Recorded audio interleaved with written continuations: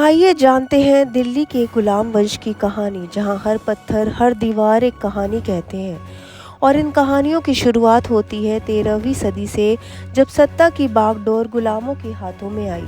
यह था भारत का पहला मुस्लिम वंश, गुलाम वंश, जिसे ममलूक वंश भी कहते हैं। कहानी की शुरुआत होती है कुतुबुद्दीन ऐबक से, तुर्की मूल का एक गुलाम जो महमूद गौरी की सेना में एक सिपाही था।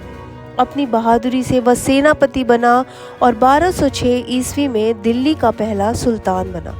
उसने कुतुब मीनार का निर्माण शुरू कराया और दिल्ली को सल्तनत की राजधानी बनाया।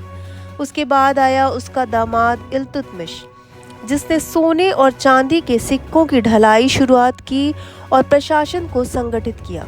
उसने दिल्ली को उत्तरी भारत का सबसे मजबूत केंद्र बनाया। सोनार गांव से लेकर सिंध तक इल्तुतमिश ने अपनी सत्ता फैलाई और मंगोल आक्रमणकारों को रोका।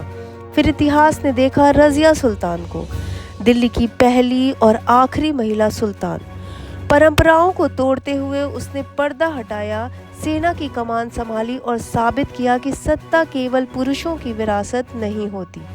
गुलाम वंश के आखिरी महान शासक थे गियासुद्दीन बलबन, जिसने सुल्तान को खुदा की छाया कहकर राजसत्ता की दिव्यता को रूप दिया। उसने कानून और व्यवस्था इतनी सख्ती से लागू की कि डाकू और बगावतखोर कम हो गए।